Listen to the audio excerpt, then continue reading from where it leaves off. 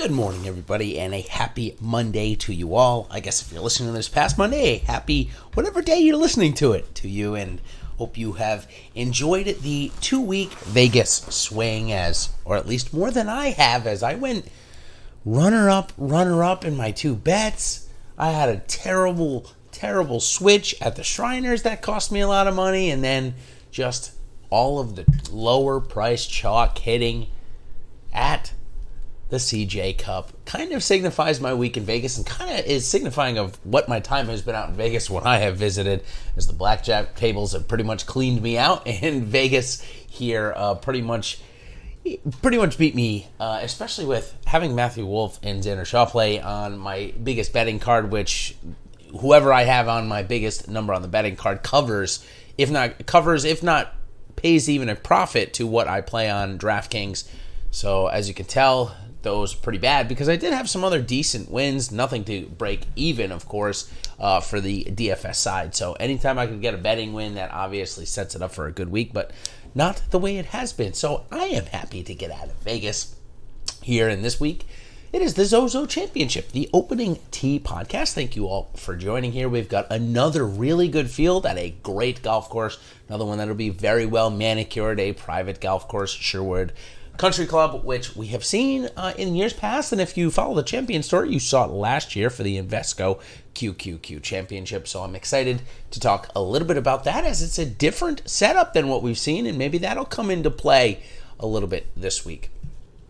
So we'll certainly talk about that. But as we start off each and every opening tee podcast, and again, the first of 3 short form podcasts that make up the Awesemo Weekly Golf Podcast Series, and of course, you can find that if you're listening on YouTube and you want to find it on your favorite podcast provider. Go ahead right over to awesemo.com. You'll find the podcast network right there on the banner. Click it and slide over to golf, and you'll have all of these 3 episodes each and every week be sent to your favorite podcast provider. So let's jump into my foursome of facts from the previous week. And normally I start off from the winners from around the world, and Jason Kokrak. I'm not going to say course history fits here, but I kind of am going to say course history fits here, funny enough.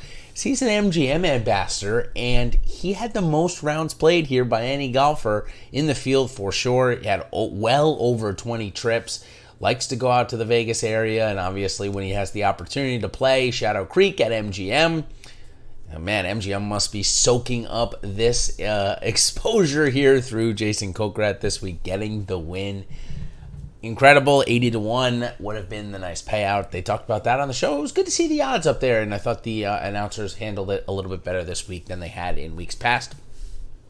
And Adrian Otaegui, how about him over in the Scottish Championship? Matt Wallace looked to be in cruise control there, but only shot 1 under on the last day, and Otaegui shot 9 under 63 to go out and get his second European Tour victory of his career. So a great comeback there, and certainly somebody, if you like playing over there on the Europe squad, which, in about a month and a half or so, just after the Masters, there's only about 1 more week of play for the PGA Tour. It's going to switch over to primarily European Tour for the latter part of December for our Only Golf. I believe they even do, they don't have one on Christmas, but they have one every other week, so maybe get familiar with a little of these players. Plus, they've been throwing up about $5,000 to first, so if you like a morning sweat on Sunday, if you've got a good line, then certainly for you. I haven't been able to get a line in the last couple of weeks, but plan to this week coming up. All right, so let's jump into my next point that I had written down here, and I've got some good ones. I know we're not going to have a made cut or missed cut sweat segment, but I've added a couple more in. What I want to talk about Xander. Okay, so some would say Xander won the Tour Championship in terms of total strokes, and I guess in a way he did, but I'm sure if you asked him, he probably wouldn't see it as a victory, because he didn't get the winner's check. He didn't get the $10 million. So if you include that as a non-win, which his OWGR will say differently, but regardless, Xander doesn't. I bet you if you asked him, it's not a win. He's had 6 runner-up finishes since his last win. For some reason, he can't get it done. He's getting in position to, certainly, but something is a little bit of a hang-up. playing the last two par fives, playing 16 and 18 this week at 1 over par on Sunday. Obviously cost him the tournament. 2 wayward drives, and if he doesn't play well, it's typically his driving that hurts him. So just an interesting note there. Third note, Tyrell Hatton and Russell Henley, 2 H's, putting and hitting their irons well. I talked about at the beginning of last week how important I thought it would be, given the fact that they were at altitude in 7,200, on par 72, 7,500 yards, not overly long. And it tended up to be right. Ty Hatton and Russell Henley both did categories very well and ended up, tied for third each other, or third and fourth there. So very good showings there. I'm sorry, they each finished tied for third. So very good showings there. Last note that I had is Bubba Watson and Joaquin Niemann. Looks like they're coming together. Bubba Watson lost a good amount of strokes putting in the first couple of rounds, but bounced back over the weekend there at Shadow Creek, and his ball striking is really in form. So certainly something to take note of here, especially in the no-cut events. Bubba Watson certainly likes to outscore his finishing position, but a guy that played way better than his finishing position this week, and I'll be excited to talk about that in the categories coming up. So we are just about, we are under 30 days away from Masters. So until then, we've got 4 tournaments. We've got the ZOZO here in California. Then we go to the RSM, then Houston. Then we go to Bermuda. Then we go to Houston, and then it's the Masters. So if you're thinking about joining Awesemo and joining us on the Awesemo Plus side for golf, it's $29.95 for the month, and that is going to now get you all the way through Masters Week. They always have big in-tournament, especially they'll have week-long Millionaire Maker and so much more. So if you're not already a member, this would be a great time to join and support the cause here going through the Masters Week. And then, that we'll be able to, of course, have a little bit of a reset after the Masters, setting up for the Tournament of Champions, which is, I think, that first or second week in January, and then we are through again, all the way through, basically, to when football starts next September. So a quick turnaround, only a couple of weeks off, as there's just golf to be played everywhere around the world. So a great time, of course, to join Awesemo Plus. And of course, if you want to try us out for the week, just $9.95. All right, let's do our statistical review from the previous week, where I go over and try to match up and see what it took on that golf course to gain strokes. And Rory McIlroy, he was first in off the tee and in distance. Pretty clear indication of what it took on that one, at least. John Rahm, he was number 2 in off the tee and 4th in distance. Then we got Danny Lee. He was in the top 10. Danny Berger was not in the top 10 there. Neither was Tyler Duncan, Russell Henley up there, Patrick Cantlay, Harry Higgs, Ty Hatton, Bubba Watson, and Byung-Hyun Ahn. We look at driving distance. We got McIlroy, Neiman, Champ, Rahm, Fowler, Hanan, Scheffler, Watson, Lee, Fratelli, Palmer, and Schauffele. So pretty good crossover between distance this week. When we go to accuracy, it's Abraham Answer, Lee again, Matt Fitzpatrick, Billy Horschel, Tyler Duncan, Matt Kuchar, Taylor Gooch, Kevin Kisner, Russ Henley, Ian Poulter, Adam Hadwin, Brendan Todd, Siwoo Kim, Lanto Griffin, Justin Thomas, Mark Hubbard. And then we've got, so starting with Siwoo Kim, it's actually a tie at just about 61% of their fairways hit. Shane Lowry, Joel Dahman, Tom Hoagie, Keegan Bradley, Kevin Na, and Adam Long all tied at just about 61% of their fairways. So in terms of crossover, we don't have much. Tyler Duncan shows up, Russell Henley shows up, would be the only 2 from driving accuracy. So certainly at Shadow Creek, distance was more helpful than accuracy was. In terms of strokes gained on the approaches and green in regulation, we should have a big crossover here. Ty Hatton, Bubba Watson, starting off with strokes gained on the approach, Hatton, Watson, Morikawa, Siwoo Kim, Cam Champ, Lanto Griffin, Matt Fitzpatrick, Joaquin Niemann, Keegan Bradley, and Richie Orensky. Greens in regulation, Kokrak, the winner. You can see when you putt really well, like he did, gaining almost 2.5 strokes per round, maybe even more, I think. It might be 2.75 per round. Jason Kokrak, yes, that's who we're talking about. Jason Kokrak, Ty Hatton, Joaquin Niemann, Ryan Palmer, Bubba Watson, Siwoo Kim. I'm sorry, let's start over. Strokes gained on the approach. I missed my note there as I stepped off to talk about Kokrak. Okay, Kokrak leads in greens and regulation. Then Ty Hatton, Joaquin Niemann, Ryan Palmer, Bubba Watson, Siwoo Kim, Carlos Ortiz, John Rahm, Cam Champ, Xander Schauffele, Russ Henley, Matt Fitzpatrick, and Scotty Scheffler. So we have got a good amount of crossover. I mean, Kokrak was up there. Hatton was up there. Hatton was number one. Neiman was up there on both. Ryan Palmer, not up there on both. Bubba Watson was. Siwoo Kim was. Carlos Ortiz wasn't. Neither was John Rahm. Cam Champ was, though. So I would say even maybe a 60 or 70% crossover, which is always pretty good.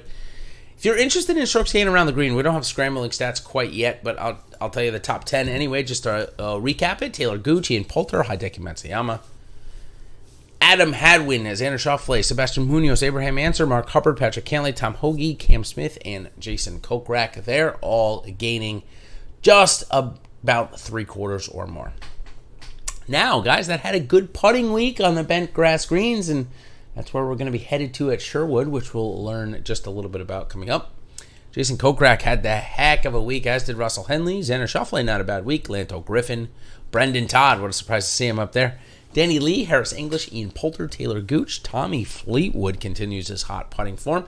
Cam Smith, Kevin Schumann, Brian Harmon, and Ty Hatton round out the top 10 or so. Putts per green in regulation now. A lot of crossover. Hatton, Lee, Fowler, Henley, Hoagie, Hubbard. Oh, that's crazy. 3 H's in a row. Kokrak, Schauffele, Todd, McIlroy, English, Im, and Fitzpatrick. So obviously, putts per green in regulation. That's going to probably bring in strokes gained putting and strokes gained on the approach on both sides. It'll be probably just a mixture between those two, to be honest with you, and that's just how it comes up. So that is our recap of last week. Actually, no, sorry. I have this one other section, which I was going to do later, but it's better to do it now as I'm talking about the recap. It is the players that outscored their finishing position and how many positions they outscored it by. And number one on this list with 84.5 points, 19 birdies and an eagle on the week, coming in 38th in the tournament, but 13th in DraftKings points, Jordan Spieth. It's a no-cut event next week, little shorter course, a lot of par fives, which if you can put the ball in play, is a long irons seem to be putting pretty well. So Jordan Spieth, definitely interesting again. Just when I thought I was done with him, he might have drawn me back in. Jae Kyung Lee, he came in 59th in the tournament, 37th in DraftKings points. Corey Connors also up there, 61st in the tournament, 41st in DraftKings points. Sung Jae Im, 45th in the tournament, 26th in DraftKings points. Very similar for Cameron Champ, 42nd in position, 26th in DraftKings points. Han Byul Kim, 48th to 34th. Brendan Todd, 52nd to 40th. Michael Thompson, 65th to 53rd. And Ricky Fowler, 28 to 17. So Ricky Fowler, Jordan Spieth seem to be scoring right now. Certainly Fowler's price at $8,000 and Spieth at $7,300 would have really helped you in cash because, only 15.3 spent between those two certainly would have allowed you to go get in Xander Schauffele, and it might have even pushed you down if you went to, say, Xander and Ty Hatton, would have pushed you down to the Jason Kokrak range. So definitely could have built a very quality line using those two golfers this week. Certainly something to look at going forward if their price continues to remain down a little bit and their ownership also continues to remain down. Okay, that now will do it for the CJ Cup at Shadow Creek. And lastly, I'll say I did really enjoy watching the golf course. I watched a good bit of golf. Having that big Xander ticket obviously kept me intrigued the whole way through. So other than not hitting the winner in Vegas each week, was still a good 2-week swing, and now we head for the 3-week swing before the Masters, and let's go ahead and learn about Sherwood Country Club, a par 72, just about 7,100 yards, but here's the weird thing. We haven't seen one of these setups in a really, really long time. 5 par 3s, 183, 186, 203, and 220. Now it comes to 8 par 4s. Those 8 par 4s start out. The 8 par 4s have 2 pretty short ones, maybe drivable, depending on where they put their tees. 342, 456, 422, 446, 422, 360, 455, and 444. Now, I think scoring will be interesting this week. 5 par 5s, especially with these guys, these longer tour hitters now. I would expect the winning score probably to reach somewhere in the 20 to 25 under range. I know that maybe seem a little bit low, but, with an 18-man field, Tiger Woods won this a couple of times at 18 or 19 under. And I suspect with 78 players, which is 4.5 times this field size, I suspect somebody will get into the low mid-20s, especially, again, like I said, with so many par fives, there's going to be just a lot of eagle chances out there this week, which always throws a wrinkle in DraftKings scoring and certainly the finishing positions as well for the golfers. So let's learn a little bit more about it. The five par fives measure 531, 540, 520, 570, and 580. So none over 600 yards either. Now, of course, some of these will be positional holes, but all with real good position off the tee should be reachable in two by most of the field.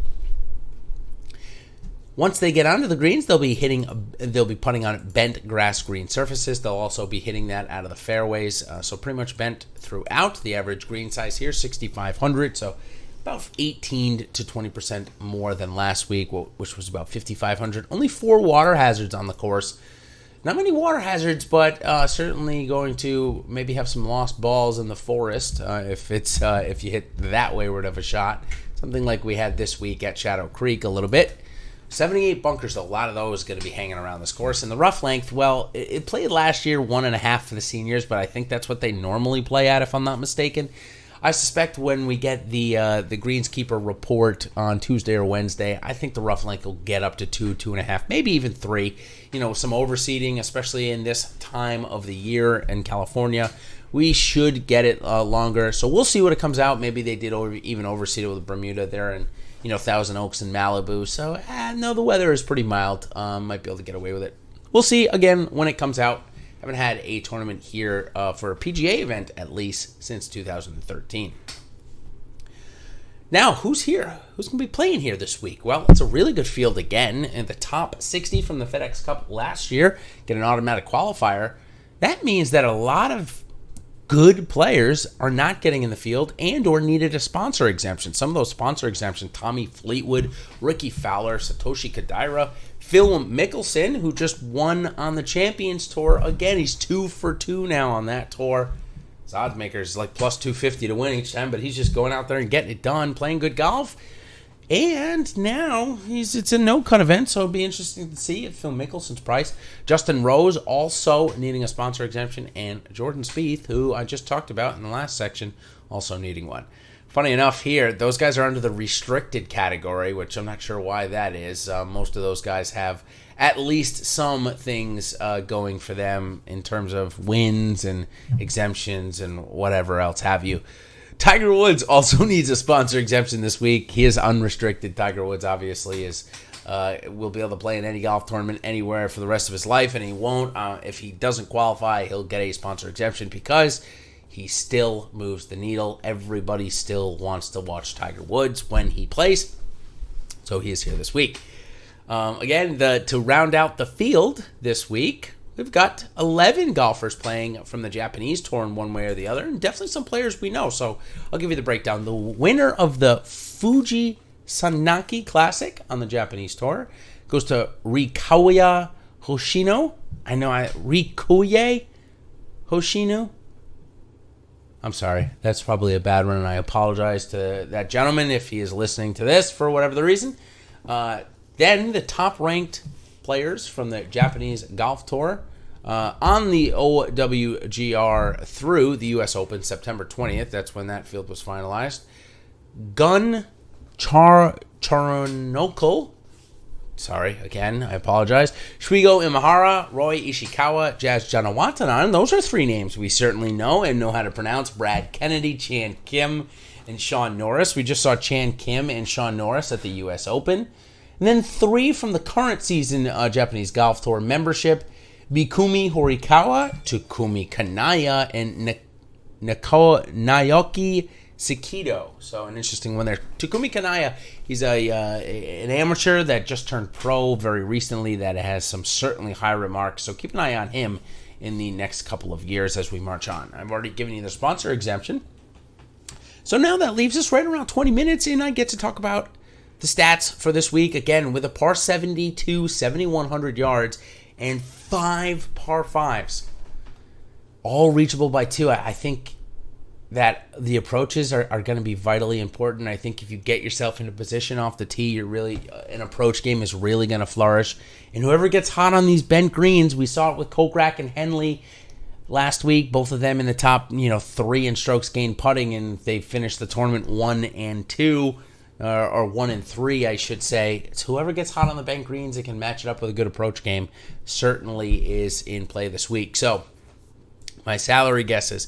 And interesting here, I think Dustin Johnson, if he plays, he could come in at 11,000 flat on the money, and I think he could become the highest priced golfer because we had Justin Thomas, Jon Rahm, and Rory McIlroy all play okay last week. None of them played great. I don't even think any of them got in the top 10 when it all was settled. No, I'm correct. None of them got in the top 10. So I would expect even Dustin Johnson to come as the highest priced golfer at $11K if he's playing. If he's not playing, I don't even think it will affect the pricing that much. I think they're going to roll out a Justin Thomas at 10.9K, Jon Rahm at 10.8K, Xander Schauffele at 10.6K, coming off another top 5 from him. It's 3 straight top 5s for Schauffele, so I suspect he'll come up to 10.6K now. He'll be above McIlroy, who I think they'll slide in at 10.5. And then I think Ty Hatton, he's going to get the nod after coming off a win and now another top 3 finish.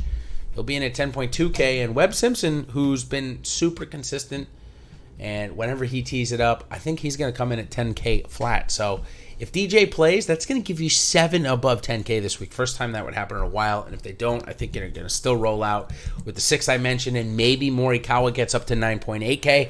Obviously, he was not that high owned, but a pretty good finish from him last week. So they'll probably keep him around 9.5, but I can't imagine they don't move Ty Hatton up. I can't imagine with how high owned Webb Simpson has been and how good he's played, he won't be there. So definitely interesting, I suspect, because of the amount of golfers, which I said about 7 coming in at or above 10K this week, that they'll bring down those top salaries out of the 11K range and condense them a little bit more, separate them by 100 salary, rather than what we saw last week, which we saw a $700 difference from Rahm to McIlroy. I don't think we'll see that. I think we'll see all of those guys separated by at most $500 this week. So that sets the stage for Sherwood Country Club, which again, it winds through the California forest. I'm sure if you've been following the tours, you've seen this course. It's a very nice setup, very well manicured. Again, somewhat similar to what we saw last week, in terms of Shadow Creek and the beautifuln't of it. It's very exclusive out there, and obviously in a very, very wealthy area, very close to Malibu. So probably, I wouldn't say necessarily an unlimited budget, but probably pretty close to it. So it'll be very, very well maintained, and I suspect the greens will be running perfectly there next week. Certainly the way that Tiger Woods likes it since he's in the field. So let's get it done this week, everybody. We've got a ton of content, of course, coming out. It is a no cut. I'll be going into that strategy here on the shows this week, of course, with Jeff Ulrich and I tomorrow, or if you're listening to this on Monday, at around 2 o'clock. And then, of course, my Live Before Lock show with Ben Raza on Wednesday night. We talk about everything. In the last couple of weeks, we've had some pretty big withdrawals. So even if you get our early round content, certainly a reason to chime in on Wednesday for a couple of minutes to see, what we're doing with it and where we expect the ownership to drift onto. So until then, everybody, thanks for joining the Opening Tee podcast for the ZOZO Championship. And we'll see you on the other side. Cheers.